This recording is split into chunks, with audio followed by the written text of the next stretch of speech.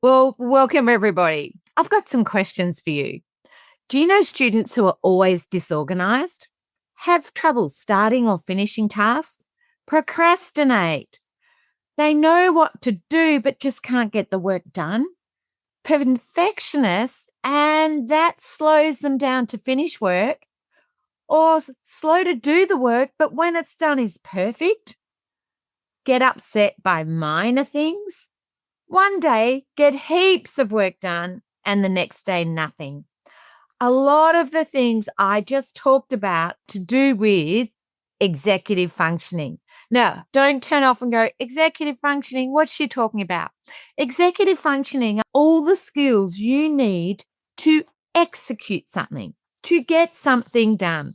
Recently at my workshops, I've been asking people to circle the slide on autistic inertia and ADHD paralysis. Now, don't worry, you don't know what that is. We'll come back to it. But I want you to think, what are the skills you would need to circle something?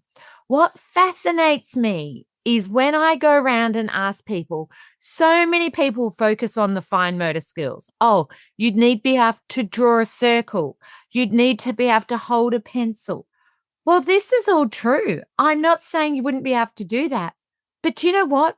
For my students, it's the planning and organizing, actually having the pencil, actually finding where they're up to in the handout. For some of my students, stressing, does she want a little circle like around the whole slide or just around the part of the slide? For many of my students, executive functioning is what holds them up. Now, to quote one of my favorite philosophers, Bob the Builder, he says, can we fix it? Yes, we can. Executive functioning is actually a skill we can build. And this is why I wish I'd learned about it at uni, because I can assure you, I had seen these behaviors in classrooms when I'd been studying. I didn't learn about this in my master's, didn't learn about I'm getting all excited and throwing my pen around. I did not learn about this until I had been working at an autism school. And I'm like, how can I have not learned about executive functioning skills? Now, if you have learned about them, I'm so excited for you because you know how important they are. That executive functioning skills like circling that slide, actually, for some of my students, it's the getting started. It's the paralysis. It's the overthinking. It's not that they don't have the skills. And this is why, as a teacher, so often you're like, this student knows what to do. Why aren't they doing it? So let's go back a step. Let's actually just break down what is executive functioning. Because for many of us, we just forget there is so much involved every day in our executive functioning. We take for granted that we have these skills. So I thought, and some of you who get my e-newsletter or follow me on Facebook, Instagram, this week you'll see a post that says, what are the 8 executive functioning skills needed to stay on task? So you need to self-monitor. You need to evaluate how you're going. Where are you up to? So you're constantly self-monitoring. You need to plan and prioritize. So actually knowing what actions you need to take to get things done. But then you need flexible thinking. What if you can't do something? Do you put up your hand or does the teacher look busy? So you might have to ask someone next to you or maybe leave that task and come back to it. So how do you adjust as you're doing a task? What about the organization? The student has to get up, go and get their book, get their pencil case, find their equipment. So to stay on task, actually, you need to be organized. But what if your pencil breaks? Have you got another pencil? What if you make a mistake? Do you know how to manage your emotions, your emotional control?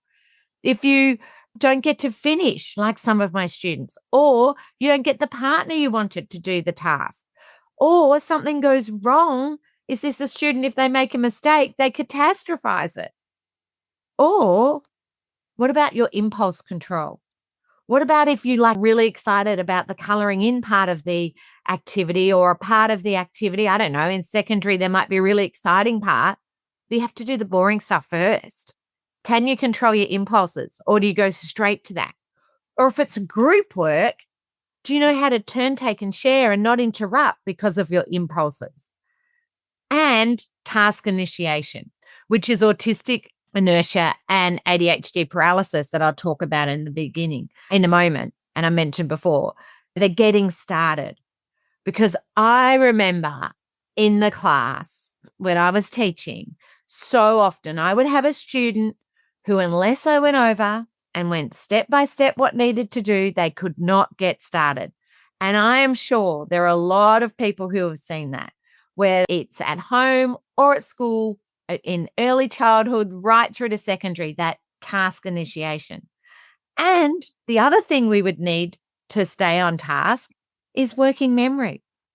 Remembering where I'm up to. If I get interrupted, if the teacher adds some information, do I remember what I was writing? Or if another student interrupts me to ask for something, can I remember where I was up to in my activity? So executive functioning is complex, but we can teach it. It is a muscle. And the more we work on it, the better. Simple things like a game of Uno is teaching you executive functioning. There are so many ways we can work on executive functioning, but also by providing the right supports for our students. The things you've heard me talk about, visuals to refer back to. So if I can't remember what the task is, it's written. Yes. Time timers for children who have time blindness, because many people who struggle with executive functioning have trouble knowing how long a task will take. They have time blindness. So how about we help with that? Helping with organization, using things like sticky notes, color coding, having not a pencil case full of 100 pens and pencils, but just the equipment they need. Maybe having a backup for them so they don't have to wander off for 5 minutes and forget where they're going, what they're doing. All of these things help students with executive functioning, and so important. And if we don't do it, we will get behavior. So often I see behavior in students that is all to do with executive functioning.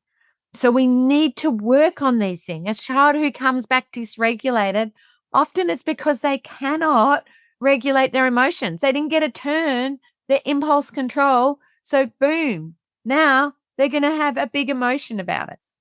We can build this up. We can build it like a muscle. And this is one of the reasons that I would encourage you to do the Dean Beadle Executive Functioning course. If you're listening to this when the podcast drops, then I would encourage you to look at Dean Beadle's course. He brings his lived experience of someone with ADHD and autism, ODD, and many of you have heard me talk about Dean before. I absolutely love Dean. And I asked Dean to create a course on executive functioning because he was talking a lot about it on Facebook. And I always think who better to share than someone with a lived experience of what has helped them. Now, when Dean was doing the course and we were recording it, that was when I heard him talk about autistic inertia. And I'm like, oh, I've not heard that. I've heard of ADHD paralysis, but I hadn't heard of autistic inertia. And I'm like, oh, the old story though. I had seen it. I just didn't know that was a name for it. So what Dean Beadle said, if you have trouble starting tasks or stopping tasks, procrastination due to overwhelm, or anxiety about tasks, anxiety about changing tasks. So think of transition, moving between activities. Or, I didn't realize this one, low energy or motivation. Now, I had seen that, but didn't realize that was part of the executive functioning of autistic inertia and ADHD paralysis. But also, children who have rigid routines. These are all part of autistic inertia and ADHD paralysis.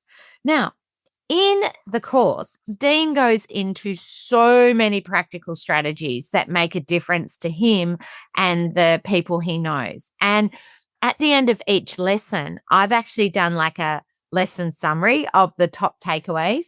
And then at the end, because the course is so jam-packed with strategies, I've created an ebook you can download that's like, okay, If I want to work on a student's working memory, what will it look like and what can I do? And I've got a heap of tips that you can do. So you can go, done it. Oh, that one looks great. Because remember, strategies wear out and not every strategy works for everybody. But the more we work on executive functioning in the younger years, the better in the long term.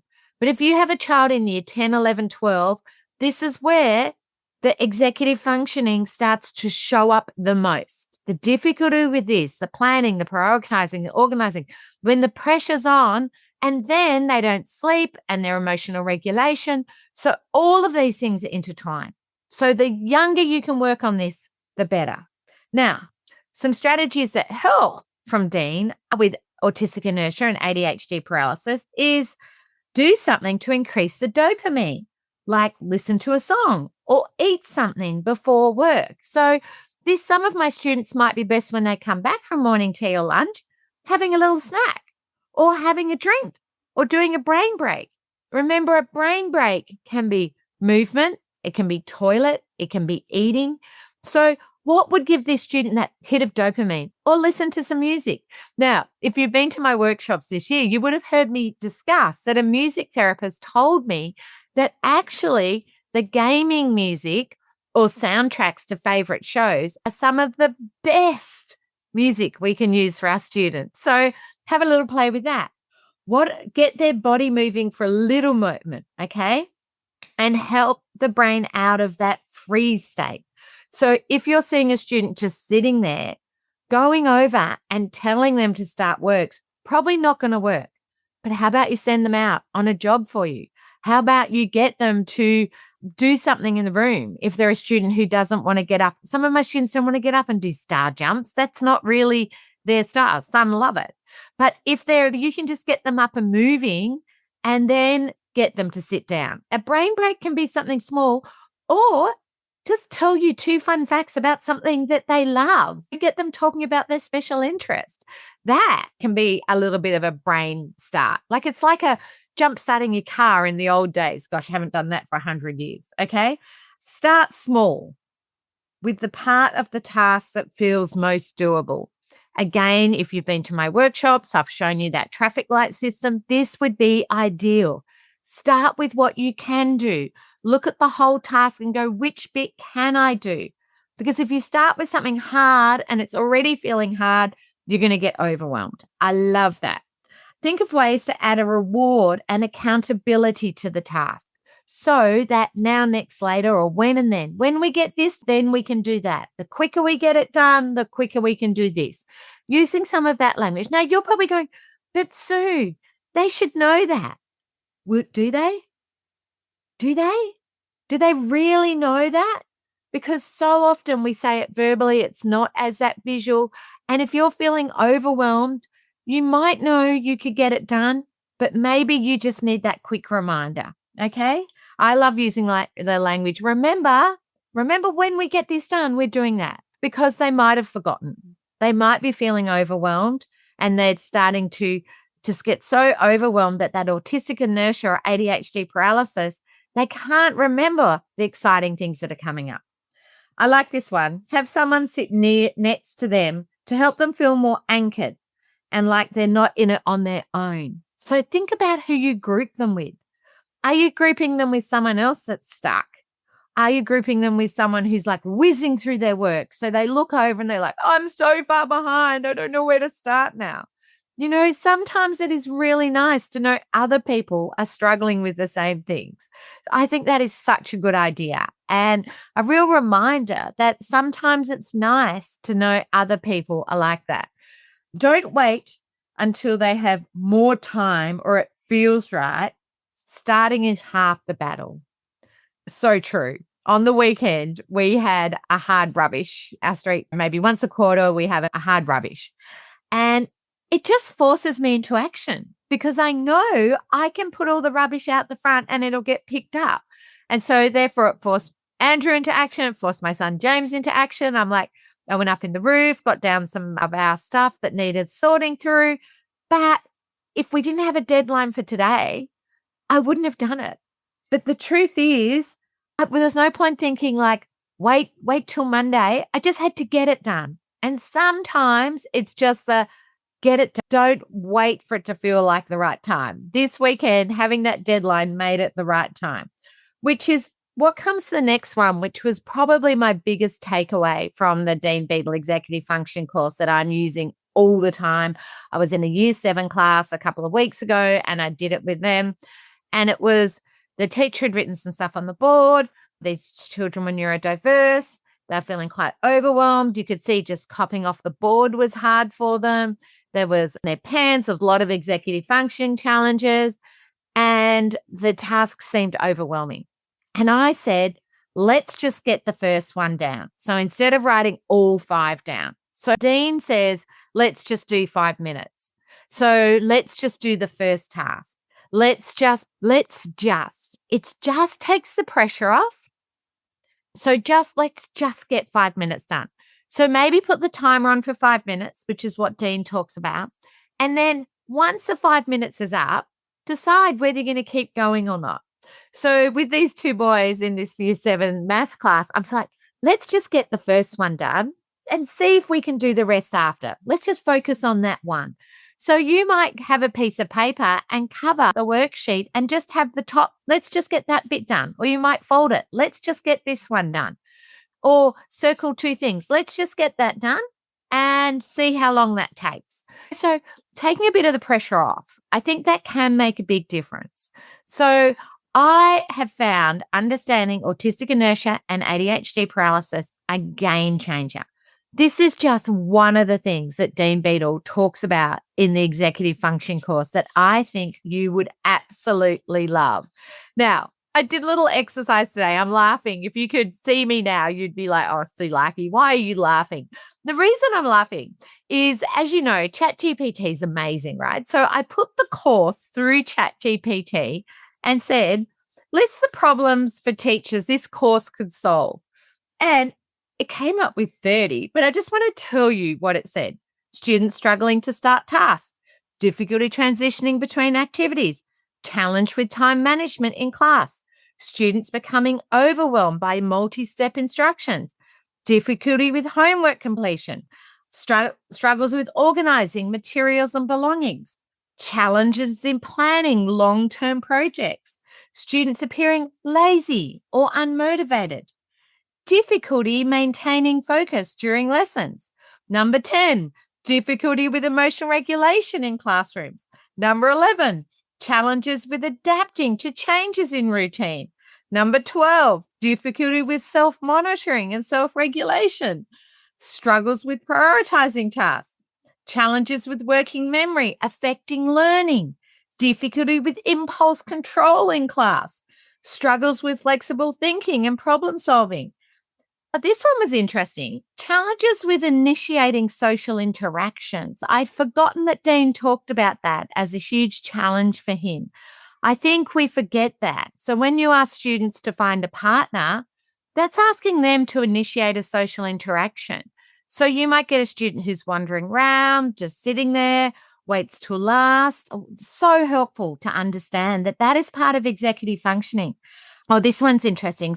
Difficulty understanding abstract concepts of time, which is the time blindness, but time being abstract, which is why I'm such a fan of time timers, because they're visual and they show visually how long. Dean tells the funniest story where he thought it always took 20 minutes to get everywhere in London. So he was always running late. So Dean lives in London and he thought everything was 20 minutes. Now, anyone who's listening that's ever been to London would know that it's like Sydney. Nothing takes 20 minutes. Like I can assure you, I have to allow half an hour, 40 minutes minimum to get to things that are just down the street. I was at an early childhood setting last week, 21 kilometers from my house, an hour and a half. Yeah. And it was on like major motorways, right? That just thinking 20 minutes, no wonder Dean is always running late, and then running late makes him anxious. So that's why you must have a timer with your visual, because time is so abstract. I love that. Number 19, struggles with breaking down larger tasks into manageable steps. I mean, this is so true of my students. And look, honestly, it's why a lot of my students like doing the same thing over and over and over, because they know the routine. They know how it's going to look. They know they've problem solved through breaking that down into manageable. Number 20 is something when I was in the school the other week, I thought this is what we expect from year 2 and above, 8 years old and over. Teachers give multi-step instructions. Find a partner. Go back to your desk. You read first. Class 1 reads first. Partner B read. Like the number of steps for some of my students is just overwhelming, and so much verbal. Yes. So much to assume that the student's done it before, so they're going to remember it, which is part of your executive functioning. Struggles with organizing thoughts for writing tasks. And that's why some of my students actually having those visual mapping out, doing those peel exercises in secondary, actually giving the scaffolding in our Essential Guide to Secondary School. Anna Tullemans and I talk about the power of mind mapping. Like so many of those things are so important for our students. Just remembering that helping them organize their thoughts is so important. Challenges with group work and collaborative projects. We do so much collaboration, and I saw so much of this in classrooms the other week. And I saw my neurodiverse children trying so hard to work with other children. But for some of them, that is just really hard, knowing what their role is in the group. And this is where I'd encourage you to give them a job in the group. Is their job to give out the equipment? Is their job to be the timekeeper? Is their job to be the recorder? Is their job to report back to the group? Give them a role, because otherwise it is daunting. And for many of our students, they end up sitting there doing nothing because they don't know what to do, or they take over.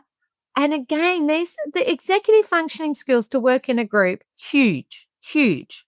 Struggles with maintaining or organizing workspaces. Well, I'm sure you've seen their tote box, their locker, their bag, the executive functioning. But some of you might be, oh no, my student's so neat. But how much time do they spend being so neat? Because of the anxiety around that, about losing things or getting things all neat. Okay. Challenges with processing verbal instructions. I've just talked about that. Or this one's interesting. Difficulty with note-taking during lessons. Dean gives some great tips around that, including like just having at the door on the way in secondary some extra pen and paper for students who often forget to bring extra pen and paper. Now, anyone going, they should remember, guaranteed. Every public workshop I do, or actually I've been out in schools all this term, the number of adults who turn up without a pen, turn up without paper, cracks me up. In fact, I was talking at a conference last week and the organizer said to me, oh, no, we're just going to give everyone a PDF and they can organize it and print it out themselves. And I thought, there is no way 100 people are going to remember to print that out and bring it. And it's so important, the kinesthetic of writing notes, of having the handout there to refer back to. As you know, I talk really fast. So I want people to have the more notes they've got down, then they know what notes to take. So I said, please, can we print out? People will get so much more out of it. So teachers, teacher assistants, it is so easy to print out now. I have a printer from my phone now. There is no excuse to not print things out for our neurodiverse children. You can take a photo of what's on the board and print it out instantly now in a classroom. Just boom, done like that. From the iPad, click, printed, done. That kinesthetic, having it there for many of my students, so important, because otherwise it disappears, it's gone. Number 28, struggles with estimation of time and task completion. Again, this is where the timers, but also writing down how long they should spend on each task can be really helpful. And this one's interesting, difficulty with self-reflection and goal setting. I think we assume children set goals and understand that. And for some of my students, that's so hard with that planning, prioritizing, and setting goals themselves. So I hope you found that interesting. I found that so interesting from my friend at ChatGPT, like all the things that this course can help you with. I've just given you some of the ideas that Dean covers in the course, but it's a 2-hour course. I promise you, this 2-hour course is going to save you hours of stress. Understanding executive function and what to do in practical, like easy to implement strategies for the whole class. Like honestly, the whole class will benefit from this. And most classes I go into have 6 or 7 neurodiverse children anyway. So there is a lot of children who need you to put in these accommodation and adjustments. But my guess is that hearing Dean's personal insights will give you so many aha moments, both students you've had now and in the past, and probably in the future. But one of the things many of you have heard me talk about over the years, it's easier to change the structure than change the child. What this course is going to give you is the structural changes, like all those ideas I just gave you for autistic inertia and ADHD. What are the things you can put in place that can be used every day to help this student stay on task, or to help them be planning and prioritizing, or if they get interrupted, to go back to work? What are the things that the neuroscience behind this too? Like Dean gives lots of research into how these things help. But the main thing you need to remember, that executive functioning can be taught. It's a muscle. The more the child does these, the more we put in place this scaffolding, the less they're going to need the supports, because these supports then will become routine. They will get used to using them, and then they can build those muscles up and up and up. So that's why it's better to change the environment than change the child. You can spend hours telling them, stay focused, get your work done, hurry up and finish. Don't get upset about that. Or give them the tools. And giving them the tools for executive functioning is going to underpin everything. As I say, if you're listening when this podcast drops, the course is just $79. You have 6 weeks to do it, but download, you get the transcript, you get all those extra tip sheets, amazing handouts to go with it. But you can extend it any time. It's coming up before the holidays, because I know most of us would go, I don't want to do anything in the holidays, but I know a lot of us, that is our moment just to do a little bit. And I promise you, these 2 hours will inspire you, whether you're with early childhood, primary or secondary, will really give you so many insights of things you can do to support the children and have a fabulous term 4 if you're listening to this when the podcast comes out. As always, if you have any questions from this podcast, please email me. Check your inbox for the tip sheets. I am sending out a visual with that autistic inertia.